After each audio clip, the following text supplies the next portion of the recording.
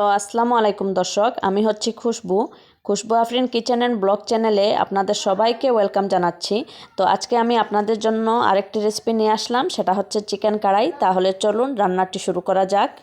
আমি চলে আসছি রান্নাটা করতে। তো এই রান্নাটা করতে প্রথমে আমি একটা মশলা বানিয়ে নেব। প্রথমে নিয়ে নিচ্ছি আমি এখানে 1 চা চামচ গোটা ধনিয়া। তারপরে নিয়ে নিচ্ছি আমি এখানে কিছুটা গোলমরিচ। আর নিয়ে নিচ্ছি আমি এখানে 1 চা চামচ গোটা জিরে। আর দিয়ে দিব আমি 2টা শুকনা মরিচ। এখন সব কিছু আমি কুটে নেব। এটা কিন্তু একদম মিহি করে বাটতে যাবেন না। যদি শিলপাটায় করেন একটু দানা দানা ভাব থাকে, ওই রকম করে আপনি কুটে নেবেন। আর এখন আমি চলে যাব রান্নাটা করতে। আমি গ্যাসের মধ্যে একটা কড়াই বসিয়ে দিয়েছি, আর কড়াইটা গরম হয়ে গিয়েছে। আর এখন আমি দিয়ে দিচ্ছি তেল। তো আমি এইখানে 1 কাপের মতো তেল দিয়েছি। আর এখন আমি দিয়ে দিচ্ছি 3টা তেজপাতা। এখন তেজপাতাটাকে এই তেলের মধ্যে অল্প নেড়েচেড়ে আমি দিয়ে দেব পেঁয়াজ কুচি। তো এখন আমি দিয়ে দেব এখানে 3-4টা পেঁয়াজ আমি এরকম কুচি করে কেটে নিয়েছি। এখন আমি পেঁয়াজটা এই তেলের মধ্যে দিয়ে দেব। সব পেঁয়াজ আমি তেলের মধ্যে দিয়ে দিলাম। এখন আমি এই পেঁয়াজটাকে তেলের মধ্যে 3 থেকে 4 মিনিটের মতো ভেজে নেব। তাতে যেটা হবে, পেঁয়াজের যে একটা কাঁচা গন্ধ থাকে ওই গন্ধটাও চলে যাবে, আর পেঁয়াজটাও একটু নরম হয়ে যাবে। আর এখন আমি দিয়ে দেব 2 চা চামচের মতো আদা রসুনের পেস্ট। তো আমি 2 চা চামচ দিয়ে দিলাম। এখন আমি এই আদা রসুন আর পেঁয়াজটাকে আরও 2-3 মিনিটের মতো ভেজে নেব। যখন দেখবেন পেঁয়াজটা সুন্দর একটা ব্রাউন কালার চলে আসছে, তখনই আমরা দিয়ে দেব চিকেন। আমি এখানে 10-12 পিসের মতো মুরগির মাংস নিয়ে নিয়েছি, আর মাংসটাকে আমি আগে থেকে ধুয়ে জল ঝরিয়ে নিয়েছি। এখন আমি এই মাংসটাকে তেলের মধ্যে দিয়ে দিচ্ছি। দিয়ে এখন আমি এই পেঁয়াজের সাথে খুব ভালোভাবে মাংসটাকে একটু সময় ভেজে নেব, তাতে মাংসটাও একটু ভাজা হয়ে যাবে।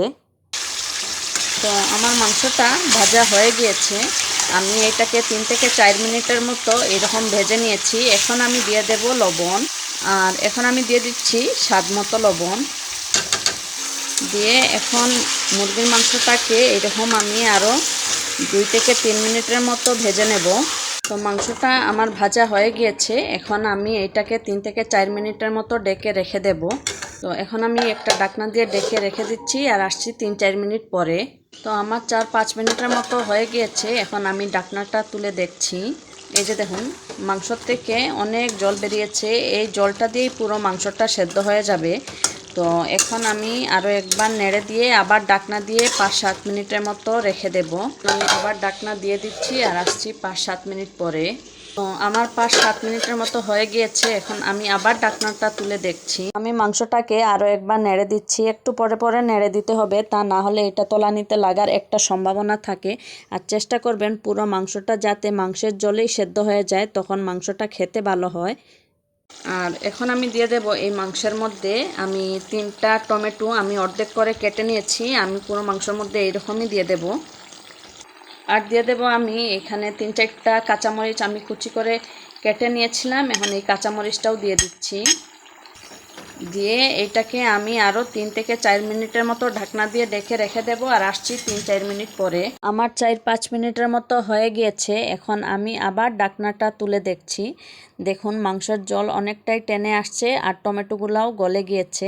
আর চেষ্টা করবেন পাকা টমেটো দেওয়ার জন্য, কাঁচা টমেটো দিতে যাবেন না। পাকা টমেটো দেওয়ার কারণেই মাংসের কালারটা খুবই সুন্দর আসবে।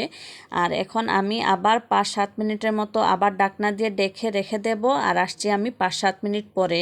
আমার 5-7 মিনিটের মতো হয়ে গিয়েছে। তো এখন আমি আবার ঢাকনাটা তুলে দেখছি। দেখুন, টমেটোটা গলে গিয়ে খুবই সুন্দর একটা কালার এসেছে।